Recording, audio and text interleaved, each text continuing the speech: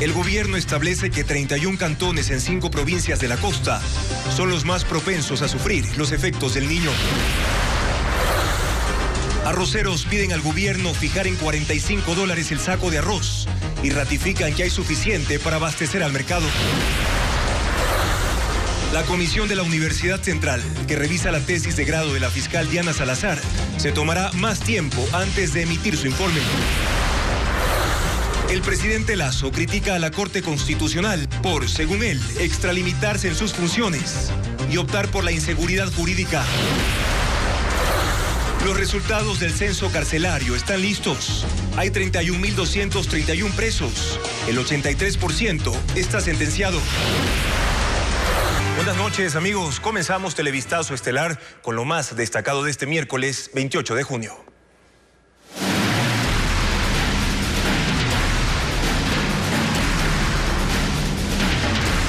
Fenómeno del Niño.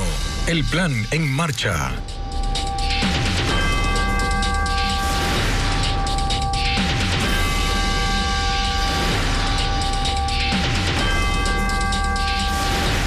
Los ministerios de Educación, Agricultura, Salud y la Secretaría de Gestión de Riesgos cuentan con el mayor presupuesto para enfrentar el fenómeno del Niño. Se trata de $415 millones. Adriana Bermeo con más cifras. El presupuesto para financiar el plan de acción por el fenómeno del Niño es de $415 millones.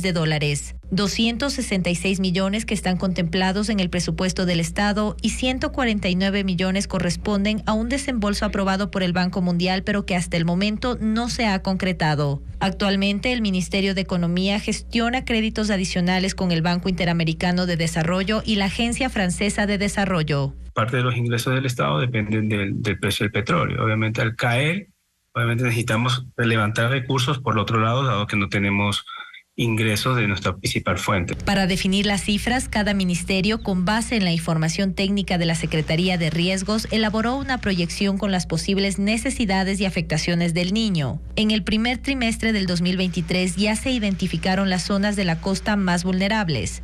Esmeraldas, 6 cantones, Manabí, 5 cantones, Guayas, 11 cantones, Los Ríos, 6 cantones, El Oro, 3 cantones. Los ministerios que cuentan con mayor presupuesto son Educación, $90 millones, Agricultura, 33 millones, Salud, 21 millones, Defensa, 13 millones, Secretaría de Gestión de Riesgos, 75 millones. El Ministerio de Transporte y Obras Públicas usará los 149 millones que están por desembolsarse en la contratación de estudios, adquisición de maquinaria y mantenimiento de obras. Los mapas que se generaron te dan las áreas de posible afectación. Con eso los ministerios cogen, ubican su infraestructura, ubican población y ahí van proyectando. El plan para enfrentar la emergencia del fenómeno del Niño también dispone al Banco de Desarrollo que priorice y reduzca al máximo los tiempos para trámites de los préstamos que soliciten municipios y prefecturas para alquilar maquinaria. El Instituto Nacional de Meteorología e Hidrología, el INAMI, ya emitió una alerta por altas temperaturas en Ecuador. Comenzó hoy, 28 de junio, y será hasta este sábado, 1 de julio.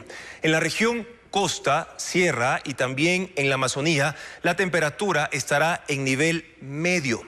Galápagos, Esmeraldas, Santo Domingo de los Áchilas, El Oro, Carchi y Bolívar estarán en nivel medio alto en estos días.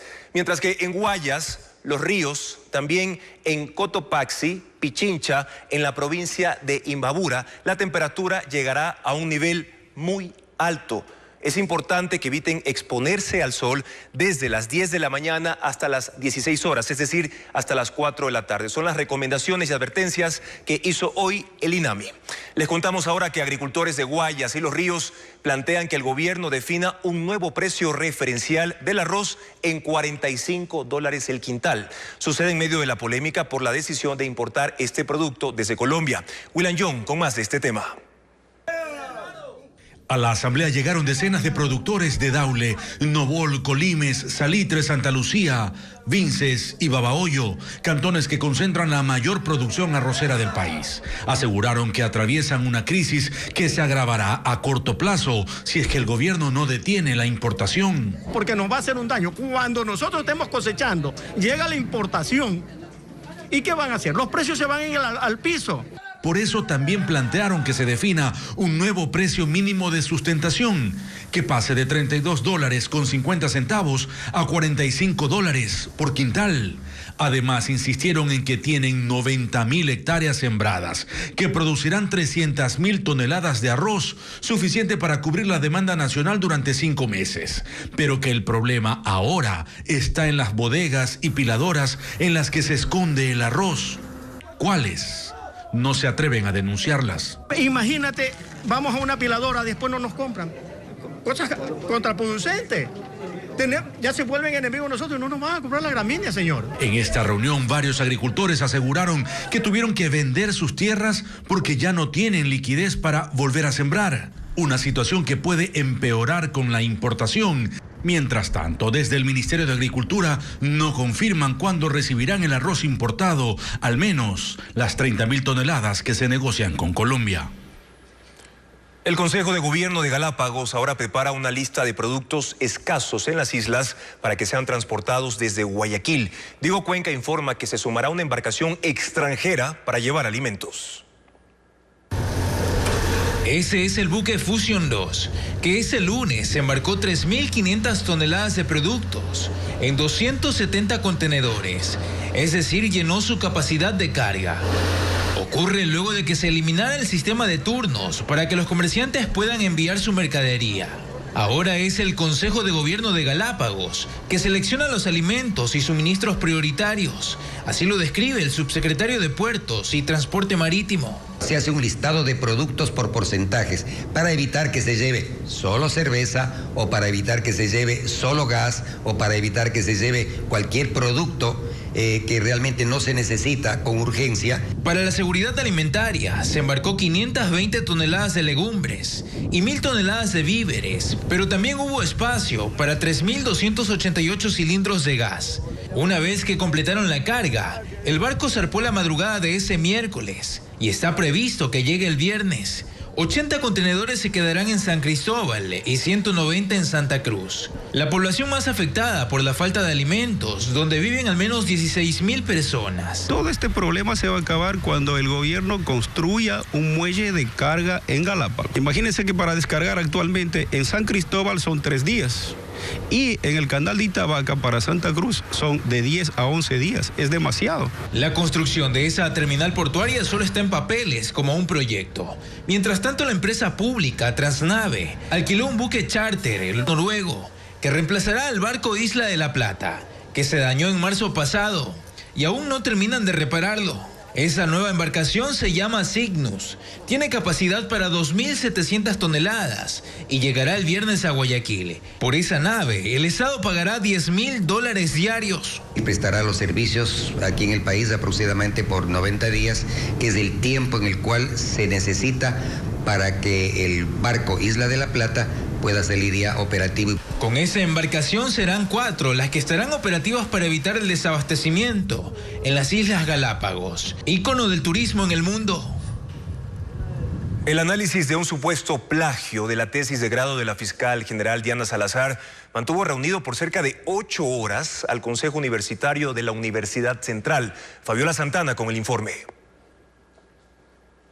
Ha sido una reunión bastante reservada, terminó hace 1 hora, pero los miembros del Consejo Universitario de la Universidad Central del Ecuador se retiraron sin dar declaraciones de prensa. Conocimos extraoficialmente que en los próximos minutos la Universidad Central emitirá un comunicado de prensa a través de sus redes sociales para dar a conocer esta resolución respecto a la denuncia de un supuesto plagio de la tesis de la fiscal general Diana Salazar, con la que se graduó en 2005 y participó en el concurso de 2019, que hoy la mantiene en el cargo. Sabemos que desde las 10:30 de la mañana los asistentes debatieron sobre si la Universidad Central es o no competente para retirar el título a la fiscal general por un supuesto plagio en la tesis. También se trató una posible prescripción del caso, pues han transcurrido 17 años desde que la tesis de grado fue sustentada. Además, se analizaron los mecanismos de control de plagio que existían en 2005 y la falta de herramientas tecnológicas de ese entonces para hacer ese control, aunque también conocemos de manera extraoficial que podría beneficiar a la fiscal general Diana Salazar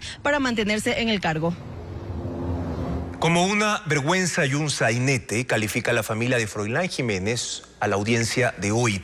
La razón es que el fiscal que investiga el asesinato del policía ocurrido el 30S del año 2010 dijo que no cuenta con elementos para acusar a los 9 oficiales implicados. Informa Jacqueline Rodas.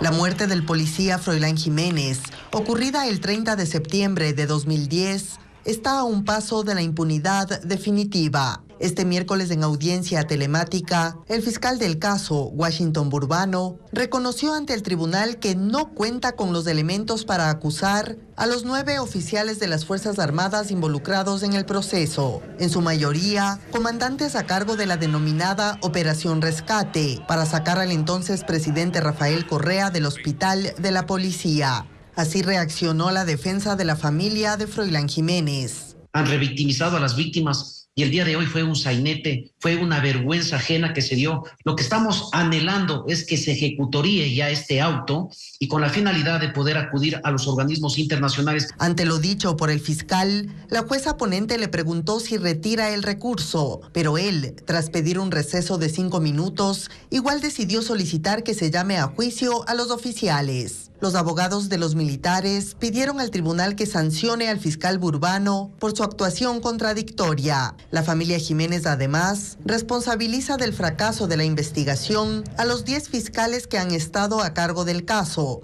y a los funcionarios del Comando Conjunto de las Fuerzas Armadas, que durante 13 años se han negado a entregar la lista de quienes participaron en la operación y las armas asignadas para dar con el autor material. El tribunal se retiró a deliberar y anunciará su decisión en nueva fecha, aunque los abogados de los procesados estiman que ante lo ocurrido no hay otra opción que ratificar su sobreseimiento. En Francia continúan las protestas por la muerte de un joven de 17 años de ascendencia árabe a manos de la policía. Andrea Báez ya está con nosotros para actualizar la información de lo que ocurre en ese país. Andrea. Así es, Juan Carlos, hasta el momento hay 15 personas heridas y 13 detenidas. Los disturbios se extienden por segunda noche consecutiva. El presidente Emmanuel Macron ha dicho que nada justifica el fallecimiento del joven ocurrido por un disparo al tratar de huir de un control en las afueras de París. Esto es Nanterre, un distrito de la periferia de París que durante la noche y la madrugada fue escenario de enfrentamientos entre manifestantes y las fuerzas del orden.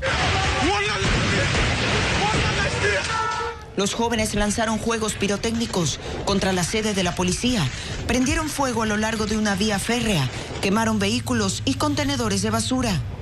Los disturbios estallaron horas después de la muerte de un conductor de 17 años a manos de los uniformados. El joven se resistió a un control, se negó a apagar el vehículo y aceleró. En ese momento se escuchó el disparo. La víctima terminó estrellándose contra un poste.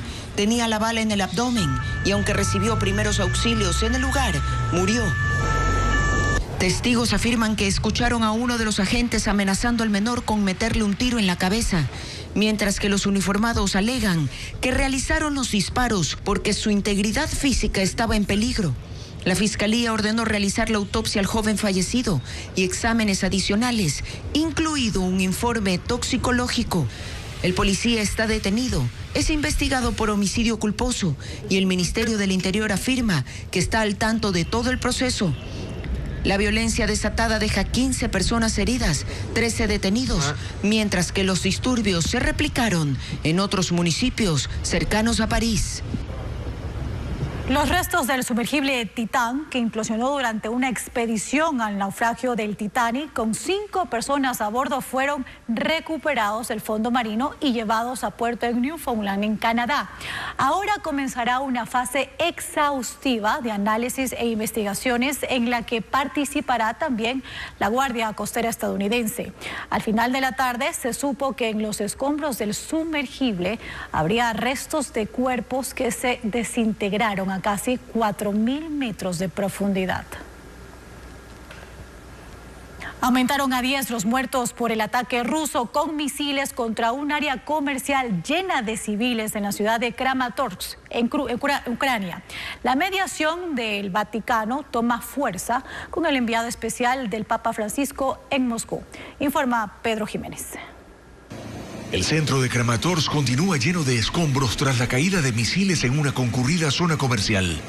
La ciudad es de las pocas en el este de Ucrania que no está bajo control de Rusia, y los sobrevivientes han dicho que la explosión fue repentina, como un gran bombazo que dejó, según la actualización más reciente, 10 muertos y 60 heridos.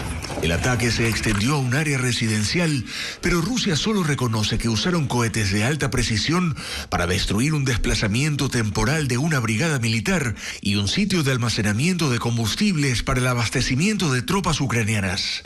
En medio del conflicto, el cardenal Matteo Zuppi, diplomático, presidente de la Conferencia Episcopal Italiana, es el designado por el Papa Francisco para la mediación por la invasión rusa contra Ucrania. Estuvo a inicios de mes en Kiev, donde sostuvo un encuentro con el presidente Volodymyr Zelensky, y está desde hoy en Rusia en una nueva fase de la misión. Sus reuniones serán privadas y no se contempla un encuentro con el presidente Vladimir Putin. El vocero del Kremlin, Dmitry Peskov, señala: el enviado especial del Papa está hoy en Moscú. Tendrá reuniones con el asistente presidencial para asuntos diplomáticos, Yuri Ushakov, sobre posibles formas de arreglo político y diplomático. La agenda del mediador del Vaticano en Rusia se extenderá hasta mañana. Les mostraremos la crisis del agua en Uruguay. El líquido vital que llega a las casas de Montevideo no es potable. Además, ya están listos los resultados del censo en las cárceles del Ecuador. Al volver, les mostraremos los indicadores más importantes.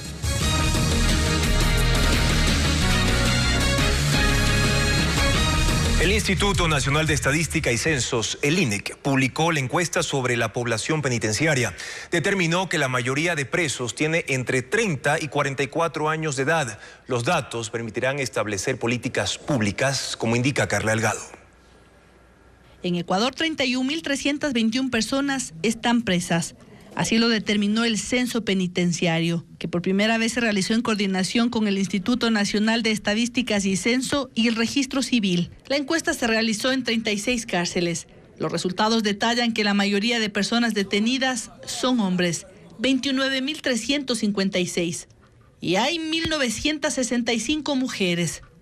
Del total de presos, 26.134 recibieron sentencia, y de ellos el 55% lleva más de 2 años tras las rejas, mientras que 126 reos no saben su situación procesal.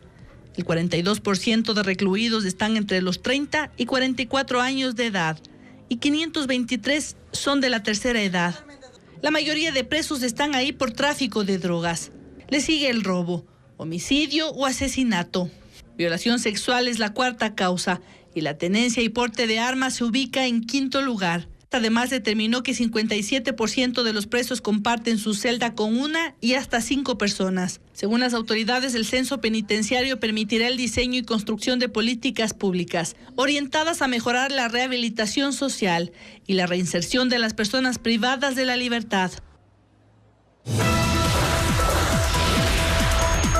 Vive una crisis hídrica sin precedentes. La represa que abastece a la capital Montevideo alcanzó sus niveles más bajos en 44 años y el agua que llega a los hogares ya no es considerada potable.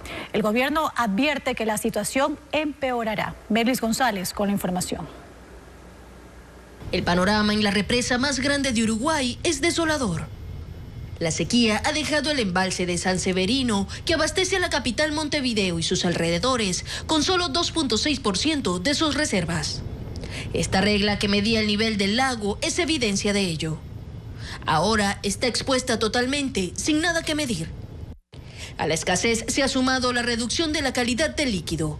Los uruguayos antes consumían agua de la llave sin problemas, pero el aumento de la salinidad la han vuelto no apta para el consumo.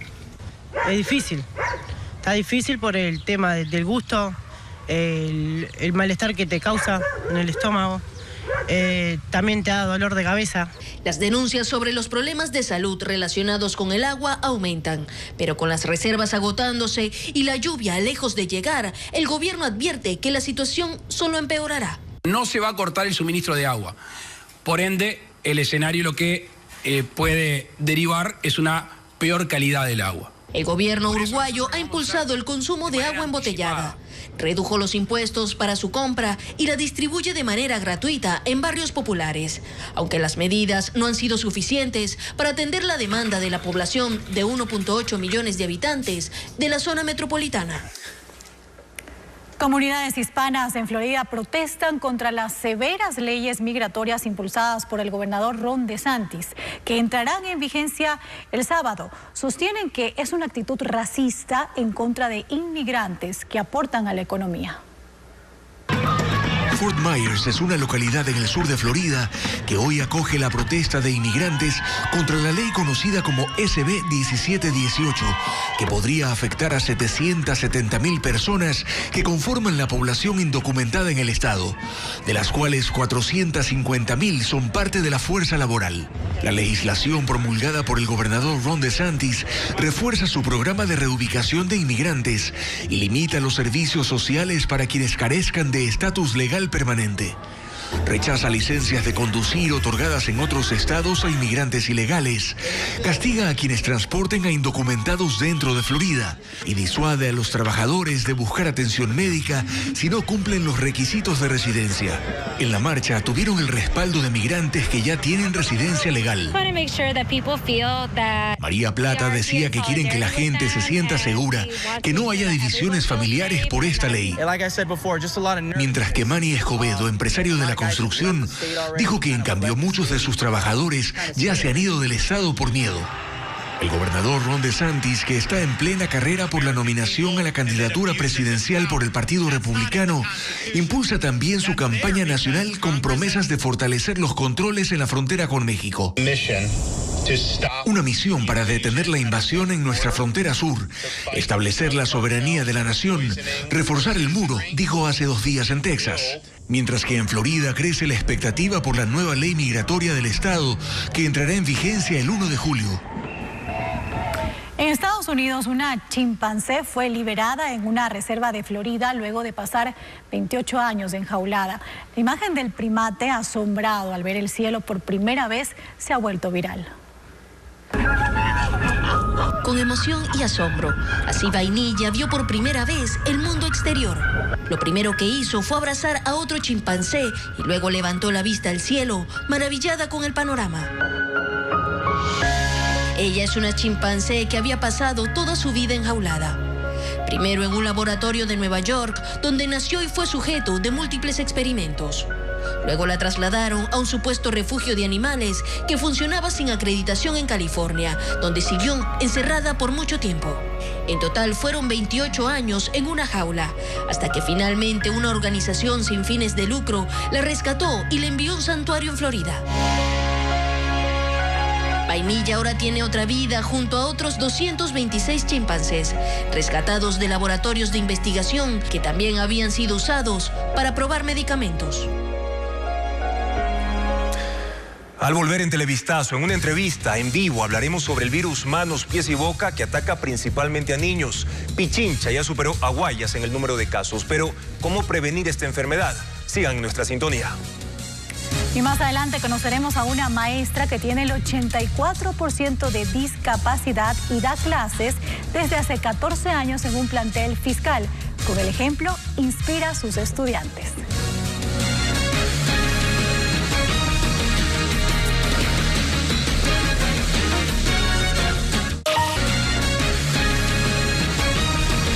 $300 ciudadanos se graduaron como recicladores de base para tecnificar su labor y que sea reconocida.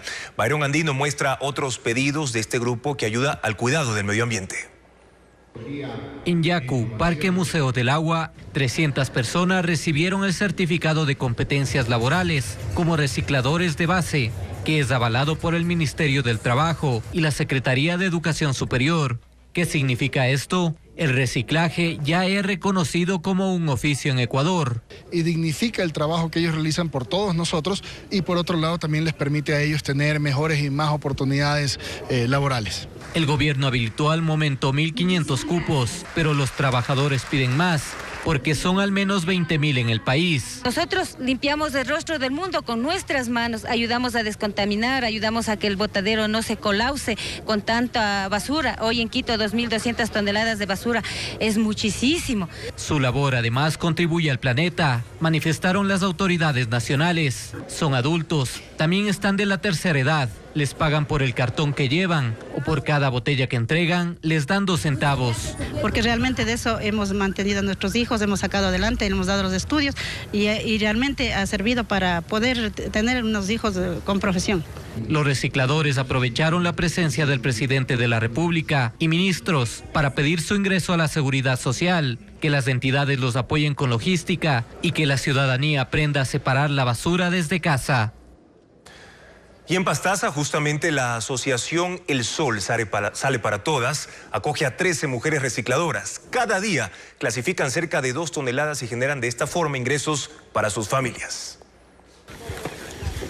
En la cima de una montaña de desechos en Puyo se encuentra la fuente de trabajo de 13 mujeres, quienes formaron la asociación El Sol Sale para Todas, con la cual reciclan.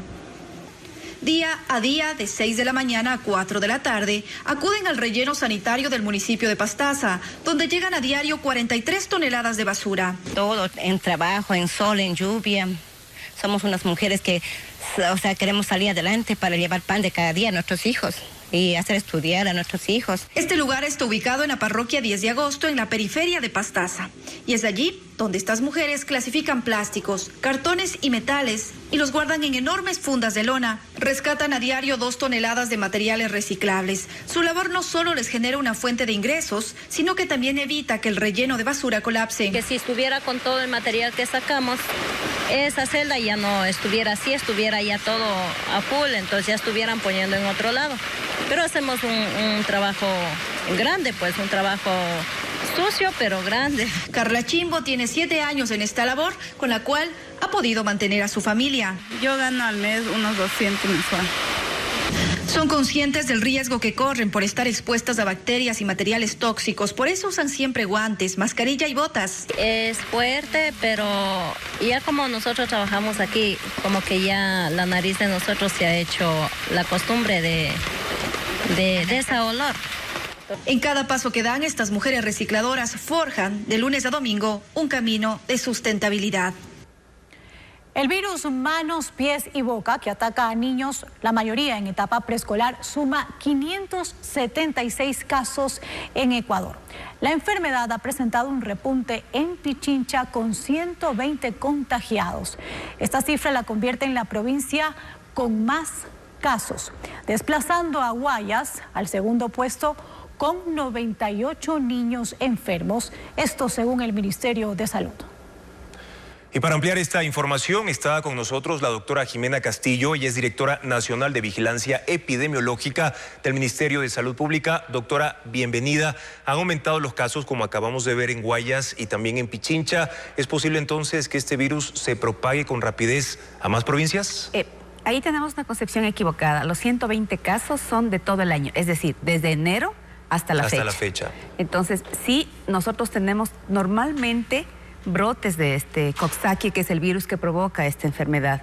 Entonces, el manejar al niño, el aislarle de los demás niños, porque los que se contagian son en realidad los niños más que los adultos. ¿Pero se puede propagar entonces este virus en el segundo semestre de este año en otros territorios del Ecuador con rapidez o no? No, normalmente nosotros tenemos...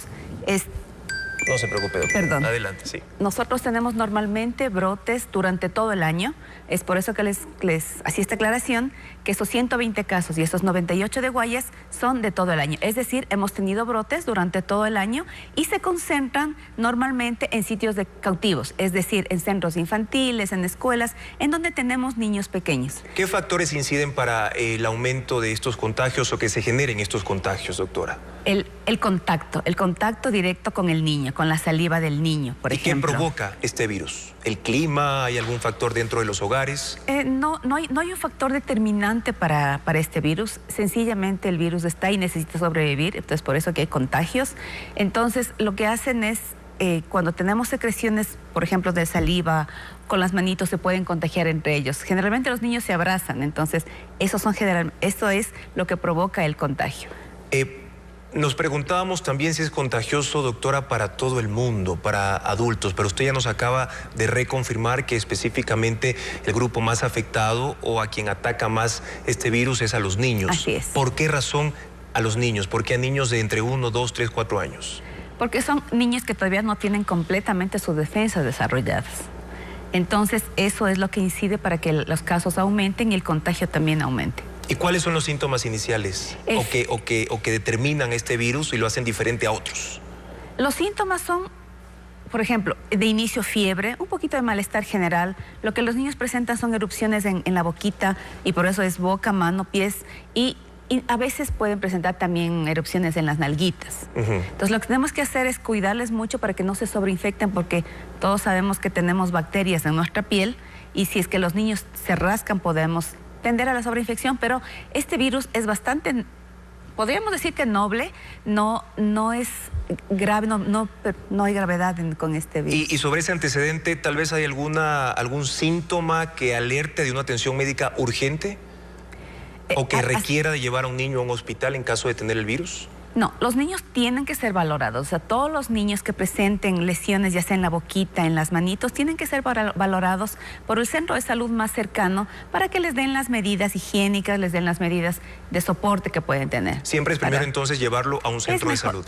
Siempre es mejor. Y en caso de un contagio, ¿se puede tratar también, doctora, en casa? De ser así, ¿cómo se puede hacer? ¿Qué debe hacer la familia en el hogar para tratar el caso en caso de que ya no vuelva al centro de salud o no vaya a este lugar? Ok, la automedicación por ningún motivo, ¿no es cierto? Entonces, como digo, o sea, podría ser un poco de paracetamol en caso de fiebre o pañitos de agua tibia por fiebre, el baño diario. Pero siempre se va a requerir entonces a un centro de salud. La primera erupción que los padres de familia vean, justamente como se llama el virus, en los pies, en las manos y en la boca, automáticamente tiene que llevarlo de forma inmediata al centro de salud. Es mejor para que sea controlado de forma adecuada y le indiquen las medidas de prevención y control que debe tener. Las medidas de prevención las van a indicar en el centro de salud, pero dentro de casa, aprovechando que usted está aquí con nosotros, doctora, ¿qué hacer desde el hogar de los ecuatorianos, principalmente en Guayas y en Pichincha, donde ya se registran estos casos? ¿Qué hacer para prevenir el virus? ¿Se puede prevenir de alguna forma? ¿Cómo? Se puede prevenir. La primera prevención es evitar que el niño asista a clases, por ejemplo. Evitar que ese niño contagie a más niños, porque como le decía, el contacto hace que nos contagiemos. Entonces hay que evitar que el niño vaya a clases, llevarle al centro de salud más cercano, bañarle, ponerle pañitos en caso de fiebre. Y esto de alguna manera, doctora, causa debilidad también en los niños para otros virus que sean fácilmente atacados por otros virus que generalmente están en esta época cuando inicia la temporada seca en el país. No se ha visto todavía que haya coinfecciones con otros virus, con bacterias, sí por el rascado y como digo, por lo que tenemos en la piel las bacterias, pero no se ha visto hasta el momento coinfecciones. No se ha visto hasta el momento ese tipo. Hasta el momento, no. Es decir, que estos casos de los niños con este virus no podrían empeorar entonces. No, generalmente, como digo, el virus es bastante leve. Los síntomas son leves, de hecho se curan solos los niños. O sea, si no tienen tratamiento y los síntomas no son muy fuertes, los niños se curan solos. De alguna manera, doctora, ¿hay algún tipo de medicamento o algún remedio casero que generalmente se utilizan para otros virus que no deban usar para estos casos los padres de familia? La automedicación no, por favor. Ninguna automedicación, porque recuerden que en el país además no estamos solamente con este virus, sino también con dengue, que no podemos automedicarnos. Entonces, sí es mejor acudir a un centro de salud más cercano, lavado de manos y desinfección de las superficies. Ahora, doctora, sobre las enfermedades respiratorias, ¿es confirmado que hay un repunte de casos a escala nacional en estos momentos? ¿El repunte de casos de qué? Porque nosotros podemos tener, por ejemplo, COVID, que se mantiene todavía con tendencia a la baja. Tenemos también sincitial respiratorio, que a pesar de que ha subido, no ha subido como los otros años. Entonces, siempre vamos a tener como estas tendencias, ¿no? De subir y bajar, que son las tendencias que hemos tenido normalmente en los años. ¿Se mantienen controlados entonces en estos momentos? Se mantienen controlados al momento. Ok, gracias a la doctora Jimena Castillo por habernos acompañado para explicarnos más precisiones sobre el virus manos, pies y boca, que ya registra más casos en Pichincha y también en la provincia de Guayas. Ecuador cuenta con su primer centro de regeneración de refrigerantes que ayuda a reducir las emisiones de gases contaminantes para la capa de ozono. Tiene la capacidad de procesar 1.600 kilogramos al mes. Vanessa Robles con el informe. Para que un aire acondicionado, una nevera o cualquier congelador pueda enfriar, es necesario un refrigerante, es decir, una sustancia en estado líquido o gaseoso que permita el proceso. Sin embargo, estos son químicos nocivos para el ambiente, detallan expertos. Si usted emite 1 kilogramo de refrigerante, sí, es como emitir 1.000 kilogramos de CO2, por ejemplo. Un centro de regeneración de refrigerantes no solo logra recuperar dichas sustancias, reducir las emisiones de gases del ozono, sino también promueve la economía circular. Ecuador ya cuenta con el primer laboratorio para hacerlo y está en la Universidad de la ESPOL en Guayaquil. Estas impurezas nosotros acá en este centro se las vamos a retirar y lo vamos a dejar prácticamente como nuevo, como una sustancia virgen. Estas sustancias pueden ser regeneradas infinitas veces. El laboratorio tiene la capacidad de procesar hasta 1.600 kilogramos al mes. Las sustancias ingresan a los equipos especializados para hacer el proceso de limpieza. Esto podría tomar de 1 a 2 horas. El centro surge de la colaboración entre la ESPOL, la ONU y el Ministerio de Producción. La cantidad de aires acondicionados que tienen aquí en la ESPOL representan cerca de 10 hospitales de tamaño mediano en el país. Es el tamaño de la cantidad de aires acondicionados que se pueden, refinar. Según el Ministerio de Producción, Ecuador es el primer país en la región al que la Secretaría de Ozono de Montreal aprueba un proyecto enfocado en la regeneración de gases. La ONU donó $20.000 para su implementación. Luego de la pausa, el turismo en crisis en Bahía de Caracas, en la provincia de Manabí, por la falta de infraestructura hotelera y también de agua potable. Ya les contamos lo que sucede.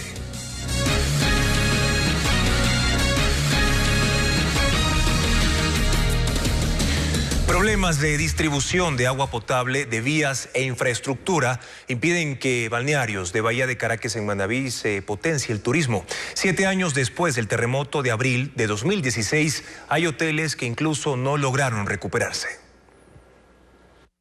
Bahía de Caracas del Cantón Sucre en Manabí tiene más de 20.000 habitantes y 1.4 kilómetros de playa, donde se puede hacer avistamiento de ballenas, así como recorridos por las islas Corazón y Fragatas. Los emprendedores han conformado desde 2017 la Cámara de Turismo Local, todo para atraer visitantes. Sin embargo, también es uno de los tantos balnearios del país que, pese a sus bondades, no cuenta con la infraestructura adecuada. Sin agua, sin vías, es difícil que venga la gente. La planta de tratamiento La Estancilla no logra abastecer de agua potable a los 5 cantones que tiene asignados, generando el racionamiento de líquido vital y complicando a hoteles y restaurantes. Llega en ocasiones hasta faltar hasta por semana. A la par, las calles de Bahía tienen baches, aunque la alcaldía señala que se están reparando. Usted viene después de un mes, va a encontrar el cambio. Ni hablar del puente Los Caras, que conecta a esa localidad con San Vicente. Fue inaugurado en 2010 y hoy luce deteriorado, y se espera que en 3 semanas el Colegio de Ingenieros del Ejército inicie su reparación. Pero Bahía tampoco ha logrado reponerse del sismo de 2016. Esto es lo que queda del Teatro Municipal, un lote vacío. Edificios aún están cuarteados. De los 10 hoteles que habían, quedan 6. Los turistas deben ir a otros puntos pues faltan camas. Recursos, obras y promoción es lo que exigen habitantes de esta zona para atraer la inversión nacional y extranjera. Mujeres que lideran emprendimientos se benefician de capacitaciones para consolidar negocios sostenibles. Más de 500 tenderas de la Sierra Centro y 500 más de Guayaquil forman parte de este programa. Se trata de una iniciativa privada que cuenta con respaldo público y que comienza donde muchas cosas terminaron, justo después de la pandemia. Más de 15.500 tiendas de barrio cerraron y 7.700 restaurantes se vieron seriamente afectados, dejando a más de 48.600 personas sin empleo. Para dar una respuesta a esas personas, se creó Red Victoria con apoyo del Programa de Naciones Unidas para el Desarrollo, un esquema de asistencia técnica presencial y personalizada. Esto teniendo como antecedentes que a veces de nada sirven las ganas ni el entusiasmo. 89 de cada 100 emprendimientos quiebran entre los primeros 3 y 6 meses. Muy poco conocimiento financiero. El manejo de las finanzas, el flujo de caja de todos los negocios es sumamente importante para poder sobrevivir. El programa arrancó en Latacunga, Yambato, donde se brindó la capacitación en más de 500 tiendas. Casi el 90% de ellas eran manejadas por mujeres. Y ahora le toca a Guayaquil, donde un número similar de negocios recibirán enseñanzas que van desde lo financiero hasta el desarrollo de planes de inversión y el comercio digital. La administración, la contabilidad de mi negocio ha mejorado muchísimo desde que he recibido las capacitaciones. La intención es ampliar el número de beneficiarias, extenderlo por todo el país, y que sean más de 6 las empresas privadas las que se involucren en este programa. 31 estudiantes de una unidad educativa de Quito culminaron el bachillerato. Lo hicieron venciendo las dificultades económicas, físicas e intelectuales. Alex Ceballos tiene un informe. Solo necesitaron una oportunidad para demostrar su talento. Son los flamantes bachilleres de la Unidad Educativa Fiscal Rodríguez Hidalgo, especializada en la educación de jóvenes con alguna discapacidad. A mis profesores queridos, quiero agradecer. Provienen de hogares humildes y de barrios populares de Quito. Se capacitaron en aspectos técnicos. Se graduaron 31 como especialistas en el área de servicios hoteleros. Música para esta juventud sin límites. Lágrimas de emoción al recibir el certificado de bachilleres. Aplausos para los padres de familia y el personal docente. Ahora los jóvenes esperan la oportunidad laboral. Mi deseo es terminar, ya terminé el colegio, hacer cursos de pastelería, lo que me gusta. Algunos padres, cuando se enteraron de su discapacidad, los abandonaron, pero fue su abuelo, su madre o a veces su padrastro quienes los apoyaron. Y hoy están presentes en este momento de felicidad. ¡Que vivan los rapaces!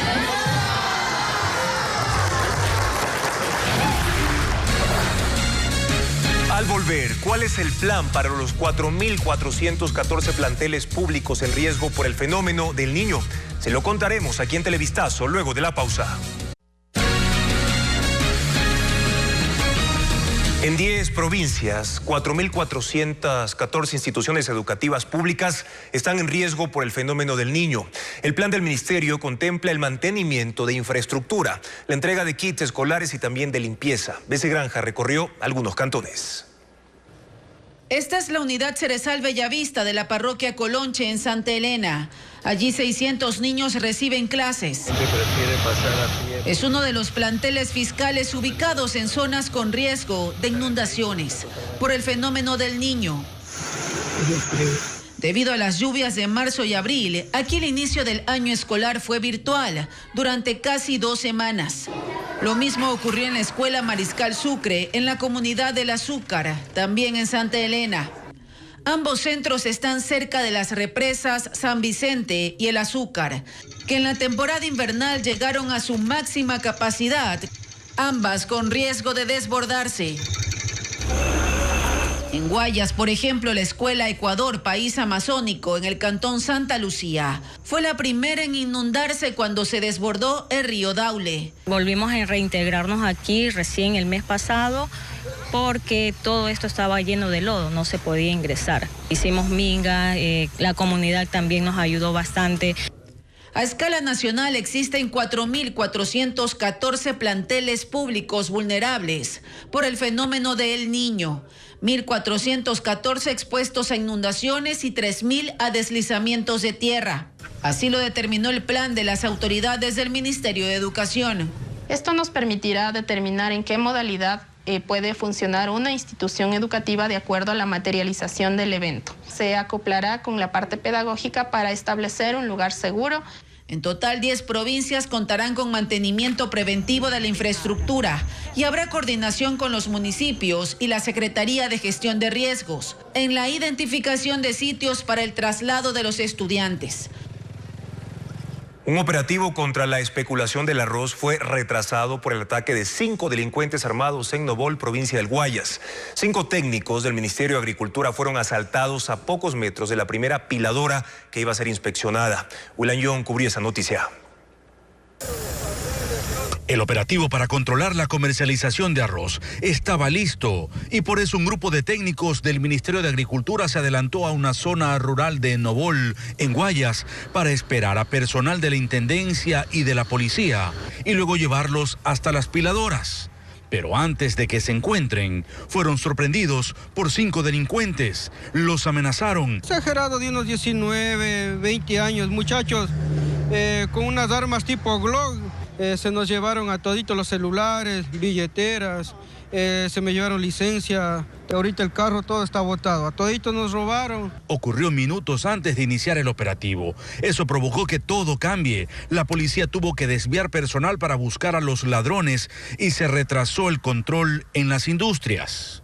Ya cuando llegaron a la primera piladora, el intendente recorrió las instalaciones y encontró las bodegas y los hilos vacíos. Hemos hablado con productores, hemos hablado con piladores, hemos hablado con comerciantes. Siempre la pregunta es, ¿dónde está el arroz? Unos nos dicen que sí hay, otros nos dicen que no hay. Pero en esta jornada tampoco sancionaron a nadie. Pese a que han recibido más de 100 denuncias por especulación, dijo que aún no tienen pistas. Ok, trabajemos en equipo. ¿Dónde está? Denuncien. ¿Dónde está? ¿Quién lo ha almacenado? Y nosotros podemos actuar. Aunque aclaró que en Guayas ha clausurado 60 tiendas y negocios por especulación en el último mes. El presidente de la República critica el rol de la Corte Constitucional sobre los decretos ley que había enviado. Adriana Bermeo detalla el contenido de la carta que remitió Guillermo Lasso. Guillermo Lasso cuestionó a la Corte Constitucional en una carta de 4 páginas dirigida al juez Ali Lozada, su presidente. El primer mandatario acusó al organismo de extralimitarse en su actuación con los decretos ley por la manera en que los ha tramitado luego de la muerte cruzada que disolvió la Asamblea Nacional. En el documento afirma que la calificación de urgencia económica es atribución presidencial por 3 razones: por el diseño institucional, porque así lo dispone la Constitución y porque el Ejecutivo se encarga de la planificación económica del Estado. En su criterio, la Corte se extralimita cuando señala que debe controlar que en los decretos ley enviados por el presidente solo se aborden materias de urgencia económica y advierte un enorme riesgo de convertir al órgano de control constitucional en un actor político económico de hecho. No es tarea de la Corte evaluar la oportunidad temporal de los decretos ley, según el presidente Guillermo Lasso, y añade que la Corte ha optado por un alto grado de inseguridad jurídica y ausencia de certeza respecto a los ingresos que el Estado obtiene para la planificación de las urgencias de los ecuatorianos. De los 2 proyectos presentados por el presidente, la Corte permitió que entre en vigencia solo uno de ellos, la norma de rebaja de impuestos, pero negó el decreto sobre atracción de inversiones mediante zonas francas. El Consejo Nacional Electoral y el Ministerio del Interior coordinan acciones para garantizar la seguridad de candidatos, electores y también recintos durante los próximos comicios. Francisco Arcés cubrió la firma del convenio. El Consejo Nacional Electoral destinará $2 millones para la seguridad y el orden público en las elecciones del 20 de agosto. Uno de los ejes será garantizar la seguridad de los 8 binomios presidenciales. Cada uno tendrá asignado un equipo de seguridad que estará integrado por policías de reacción, además de miembros de los servicios de inteligencia. Ya está el personal de seguridad seleccionado. Ellos ingresan hoy a una capacitación e inmediatamente se harán cargo de la seguridad de cada uno de los binomios. Los uniformados seleccionados reciben una capacitación y desde el lunes se integrarán a la seguridad de los candidatos. Y también los postulantes a la Asamblea que requieran seguridad deberán solicitarla. El día de hoy pondremos en conocimiento cuál es el procedimiento que se debe realizar para acceder a esta posibilidad de resguardo policial a todos los candidatos. Lo haremos a través de nuestras delegaciones y también desde Matriz. La policía en cada caso hará una evaluación de riesgos y, de ser necesario, asignará la seguridad solicitada. Además, el plan contempla reforzar los denominados puntos críticos. Hace 2 años se identificaron 172 de ellos en todo el país, pero ahora la policía actualiza esa información. Para mirar cuáles son los sitios que requieren operativos especiales. Estos operativos especiales van desde la seguridad perimetral, equipos de reacción y también equipos antimotines, donde la inteligencia nos diga que puede haber alteraciones del orden público. Según el Ministerio del Interior, cada binomio contará con el mismo número de miembros de seguridad. Varios de ellos actuarán uniformados, pero la mayoría harán su trabajo vestidos de civiles. El Consejo Nacional Electoral busca un proveedor que respalde las actas de escrutinio y los resultados electorales. Más detalles en el siguiente reportaje. El Consejo Nacional Electoral busca una empresa que le brinde el sistema para almacenar las imágenes de las actas de escrutinio escaneadas y respaldar los resultados electorales. Con esta contratación presupuestada en $350,000, la entidad desea callar las críticas de observadores y candidatos que han explicado las vulnerabilidades del sistema informático que usa el CNE. El objetivo es crear un espacio en servidores donde estén todas las actas de escrutinio de las 40.714 juntas receptoras del voto. Según el CNE, el servicio debe garantizar la inmutabilidad de las actas de escrutinio y debe funcionar separado del sistema oficial que usa la entidad. La información será de acceso libre a cualquier ciudadano y el proveedor creará también un sistema que muestre los resultados electorales. Este será diferente al oficial que usa el CNE mediante su página web y las aplicaciones móviles. Y también permite tener el respaldo o backup de esa información, por si acaso en algún momento dado se pueda presentar una caída del sistema y no se va a perder en ningún momento la base de datos de lo que ya se acumuló y se ha leído por parte de los escaneos de las actas. La información estará en el sistema disponible hasta la proclamación de resultados y, según el CNE, servirá para descartar la vulneración del sistema informático. Si hay alguna auditoría, tienen los elementos para realizar el seguimiento de todas esas actas. Y no es el único mecanismo que el Consejo quiere implementar. Otro tiene relación con el acceso a la información del escrutinio de cualquier ciudadano en los recintos. La posibilidad de tomar fotografías a las actas que resulten de las juntas receptoras del voto, de las actas de conocimiento público, todo ciudadano tiene derecho a fotografiarlos. En cada junta, durante el escrutinio, se colocará también un cartel con el número de votantes. Este dato servirá para evitar que en las actas aparezca un número distinto de electores, que es uno de los errores comunes detectados en los últimos comicios.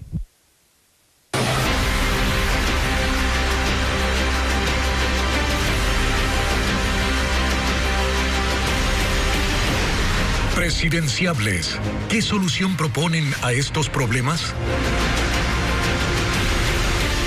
El nuevo gobierno deberá enfrentar la reconstrucción de 500 establecimientos educativos y la dotación de servicios básicos en otros planteles. A los problemas en la infraestructura se suma la necesidad de contratar 5.400 profesores y cambios también en el pensum de estudios.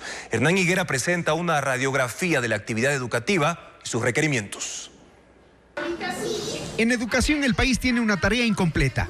4.310.000 estudiantes continúan a la espera del mejoramiento de la calidad. Tras la pandemia se registra un retraso de aprendizaje de 10 años en comparación a países desarrollados, dice la UNESCO, y lo confirma el Banco Mundial. Este estudio enfatiza que existe una pobreza de aprendizaje del 79% de los estudiantes y eso se evidencia en baja comprensión lectora y malos resultados en matemáticas, física, química y biología. Hay 3 problemas urgentes por resolver. El sistema público tiene 12.300 instituciones educativas. El 40% no tiene servicio de agua potable ni alcantarillado. El invierno y el sismo de mayo pasado agudizaron las carencias en 500 establecimientos que están bajo el agua y afectados. La mayoría en Guayas, Esmeraldas y El Oro. Se requieren $250 millones para recuperarlos.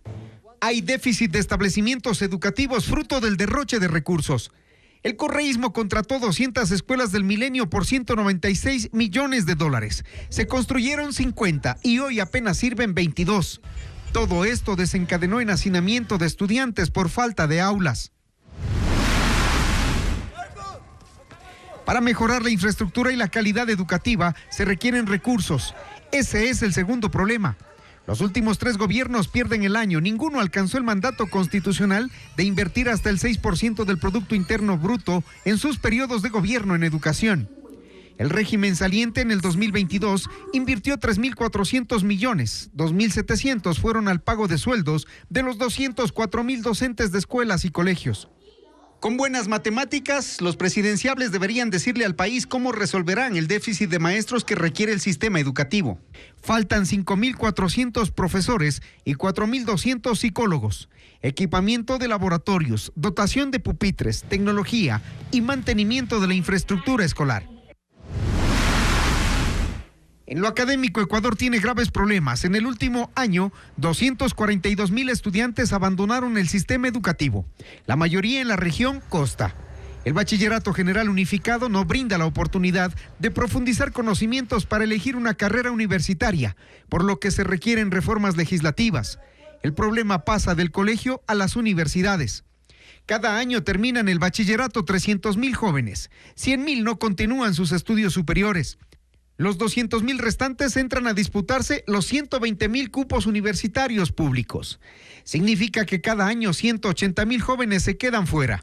Sigue siendo una pesadilla pasar del colegio a la universidad. La educación no tiene lo básico. Ecuador está contrarreloj porque en el mundo los sistemas educativos trabajan con tecnología e inteligencia artificial. Aquí se busca agua para los colegios y conectividad al Internet. Y mañana la cuarta entrega de la serie Presidenciables. ¿Qué solución proponen al problema de la salud? Cambiamos de tema ahora para informar que después de décadas de espera, finalmente el dragado del río Guayas ha comenzado. Sin embargo, uno de sus objetivos principales, reducir el riesgo de inundaciones, no alcanzará a sentirse durante el fenómeno del Niño. La draga ya está instalada y haciendo su trabajo, es decir, sacar sedimentos del río Guayas.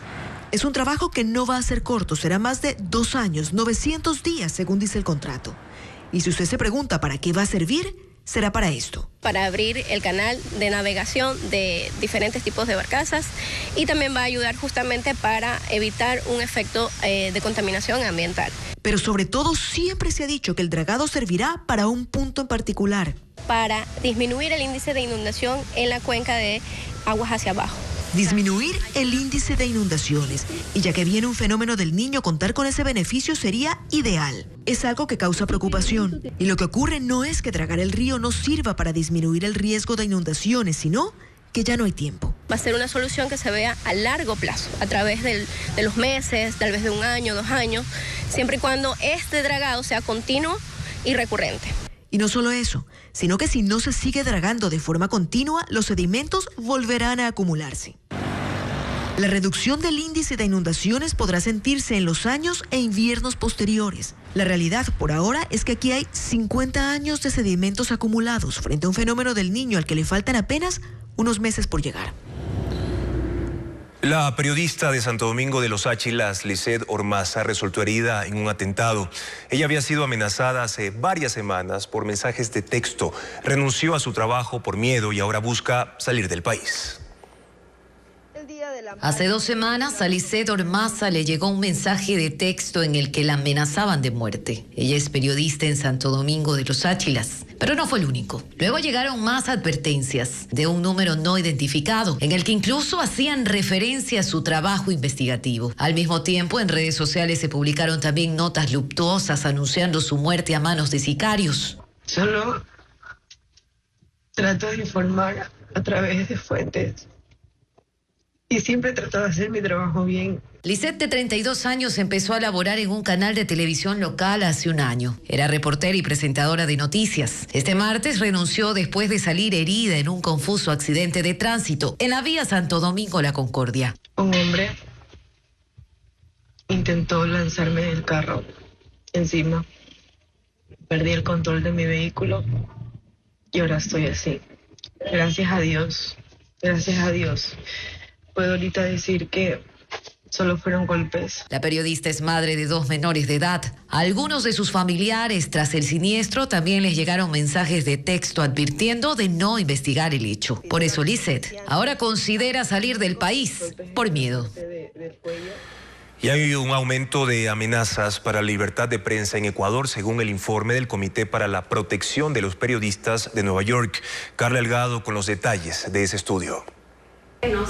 Ecuador en vilo es el informe que presentó la mañana de este miércoles el Comité para la Protección de los Periodistas de New York y que recopila la situación de la prensa ecuatoriana. El documento de 13 páginas advierte el grave deterioro de la libertad de prensa, agravado principalmente por la creciente inseguridad y la tensión política previo a elecciones presidenciales.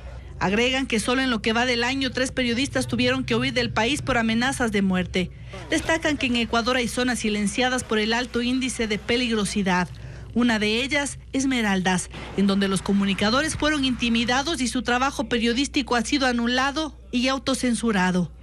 Si los periodistas que trabajan, los y las periodistas que trabajan en Ecuador no pueden informar a sus ciudadanos sobre los temas más acuciantes que afectan la vida diaria, el país seguirá tolerando una sociedad menos informada. Y una sociedad menos informada es claramente una sociedad menos democrática. Sin embargo, señalan que aún existen las condiciones para revertir esta situación. Acciones que deben contemplarse de forma urgente. Los periodistas no tienen manera de denunciar de forma segura las amenazas que reciben. Siguen siendo expuestos a amenazas, problemas, hostigamiento de todo tipo, sin que exista la capacidad institucional de frenar esto. Piden el apoyo de la UNESCO, la Organización de los Estados Americanos y la Unión Europea para visibilizar el riesgo que tienen los periodistas y medios de comunicación en el Ecuador. Además, que respalden el trabajo de los comunicadores que laboran bajo amenaza. Una realidad no es lo que parece. Él es imperceptible a la vista hasta que se mueve de su rama. Así es gecko, con cola de musgo, una especie de lagartija de zonas cálidas que se camufla para escapar de sus depredadores. El video publicado en Instagram tiene más de 968,000 likes. Siempre hay una nueva forma de ver las cosas. Es lo que intenta este fotógrafo Hugo Suiza, cuya originalidad impresiona. Con objetos básicos cambia paisajes y arquitecturas, generando nuevas miradas y perspectivas. Dos resaltadores los vuelve edificios. La viruta de un sacapuntas la transforma en escalera. La pirámide del Museo del Louvre la convierte en un diamante del anillo de una mujer. Las fotografías publicadas en Instagram en la cuenta del fotógrafo Suizas tienen más de 1.800.000 likes.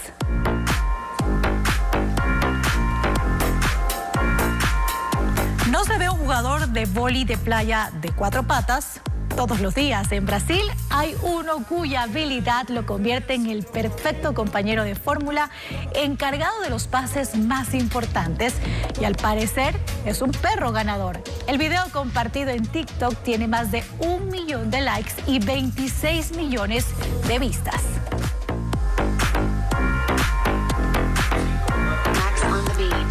Fotografías y un video muestran la erupción volcánica más larga del siglo en Islandia. El volcán se está deformando en tiempo real, con cientos de personas en sus faldas. El vulcanismo de Islandia se debe a que ese país se asienta sobre la dorsal mesoatlántica que separa las placas tectónicas de Norteamérica y Eurasia. La erupción duró 10 meses. La publicación tiene más de 48,000 likes en la cuenta de Arnar Christhans. Cuando ni ser casi invisible te puede salvar, y cuando una tortuga gana a veloces peces, una medusa es devorada por una tortuga marina verde. El video fue grabado en Australia, en la isla Hong, y publicado en la cuenta de EarthPix. Tiene 93,000 likes y más de 3 millones de reproducciones.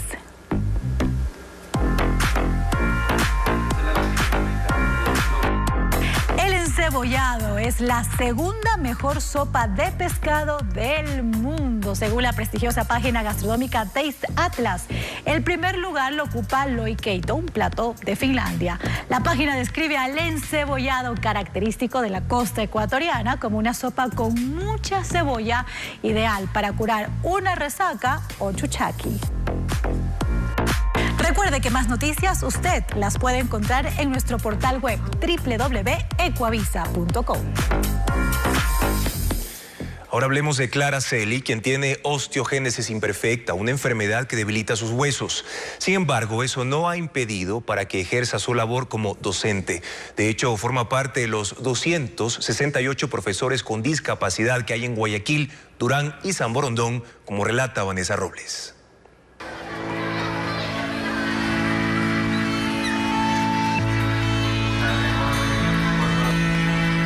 El que quiere puede.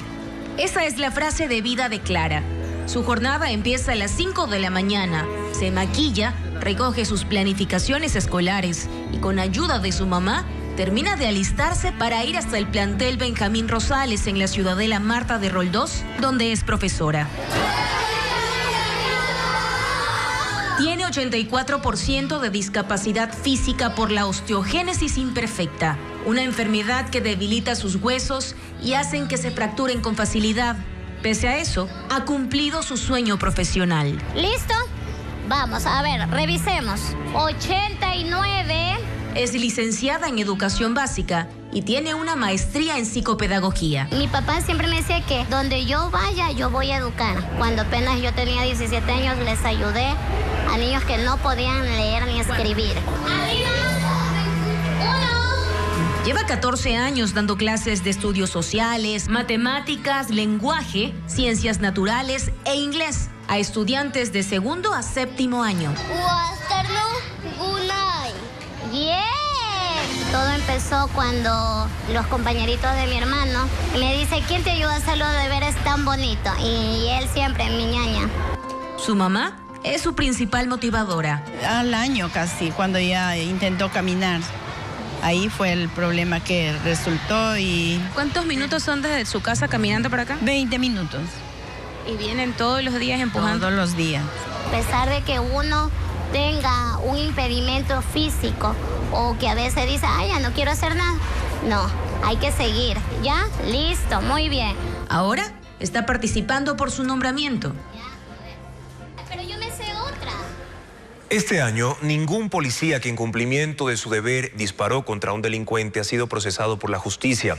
Con la emisión del reglamento a la ley para el uso progresivo de la fuerza, se ha dado mayor respaldo a la fuerza pública. El reglamento a la ley es claro. Los servidores que causen lesión, daño o muerte a otra persona no serán aprehendidos ni podrán ser separados de la entidad, mientras no exista una sentencia ejecutoriada que determine que existió uso ilegítimo y arbitrario de la fuerza. Y que ningún policía que haya disparado contra delincuentes este año ha sido procesado por la justicia. Es más, en algunos de los casos ni siquiera se han sido llamados a versiones y la policía va a seguir actuando porque esa es la manera. Según el Ministerio del Interior, en el 2022, 6 sospechosos fueron abatidos y en el 2023 van ya 44. ¿A qué se estaban dedicando? Sicariato, microtráfico, sacapintas, robos agraviados, extorsiones, es decir, inclusive han recibido aval a la Policía Nacional. El teniente coronel en servicio pasivo, Rodrigo Braganza, considera que hay un antes y un después. Recuerda el caso de Santiago Olmedo, sentenciado a 13 años de cárcel por extralimitación en la ejecución de un acto de servicio, y afirma que ahora hay confianza para cumplir con el deber. En mayo, el presidente Guillermo Lasso firmó un decreto que declara el terrorismo como amenaza al Estado. Con él dispuso que las fuerzas militares y policiales repriman la amenaza con todos los medios a su alcance. Según la policía, 2 personas fueron asesinadas por una lucha de territorio para trasladar pasajeros en moto en el noroeste de Guayaquil. Merlin Ochoa informa que el ataque dejó 2 víctimas colaterales. Los 4 cuerpos quedaron tendidos en la calzada, 2 de ellos junto a las motos. La masacre se registró la noche de este martes en la cooperativa Valerio Estacio en el noroeste de Guayaquil. De las otras 2 personas serían transeúntes que se encontraban realizando actividades personales en este sector. Según las primeras investigaciones, 2 de las 4 víctimas se dedicaban al transporte informal de personas en motos. Una hipótesis de la muerte de estas personas sería por apoderarse de esta ruta. Una 5ª persona resultó herida en la balacera. Los fallecidos no tienen antecedentes penales y hay un detenido en este caso. En redes sociales circuló un video donde se observa a un hombre maltratando a 2 perros. La Unidad de Bienestar Animal del municipio de Quito rescató a los canes, mientras que la Agencia de Control inició ya el proceso de investigación. Este fue el video que circuló en redes sociales, en el que se observa como un joven sumerge en un tanque de agua de forma violenta a 2 canes, uno de 3 años de edad y el otro de apenas 5 meses. Ocurrió en el sector de la Ferroviaria, en el sur de la capital. La unidad de bienestar animal, tras la denuncia, rescató a los perritos. Pese a que fueron sumergidos en el agua, no encontramos problemas respiratorios producto de inhalación de agua hacia sus pulmones. La Agencia Metropolitana de Control inició las investigaciones. En el caso de determinar la responsabilidad del ciudadano, será sancionado. Ese es un caso evidente de maltrato y que la normativa establece como una infracción de tipo grave, con una sanción que podría llegar al orden de unos $450. Datos de la Unidad de Bienestar Animal desde el 10 de octubre del 2022, cuando inició el trabajo de verificación de la tenencia responsable de los animales de compañía en la capital, rescató 100 perros y gatos, y en el primer semestre de este año han sido 80 los animalitos rescatados.